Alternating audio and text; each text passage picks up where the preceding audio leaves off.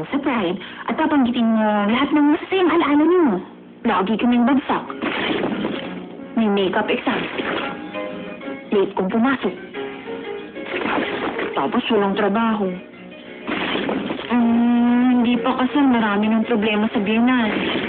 Nagpuntis na hindi kasal. Bakit ganun? Puro masama at pangit ang naisip ko tungkol sa kanya.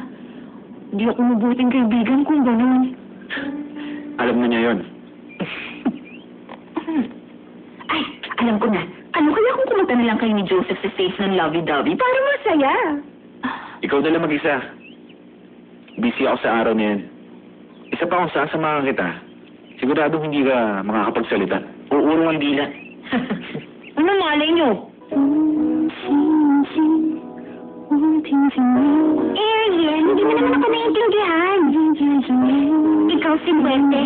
Nung nagsimula kayo ni Joseph, nahirapan ka nga pero hindi ka naman nagka-problema sa in-laws mo, di ba?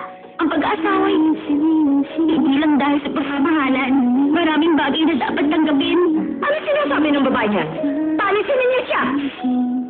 Sandali! Huwag isang pigilan! Si Ariel na nagsasabi ng katotohanan! Dapat pakinggan niya siya! Ariel, matapos ka! Ano siya? Si mga kaibigan meron ka! Mga walang moda at bastos!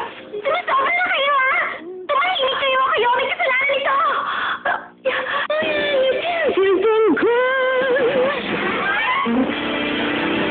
Ika'y sinilig sa mga eksenang hatid ng It Started With a Kiss 2 kasama ang Sunsilk Smooth and Manageable, Nestle at Nido 3+.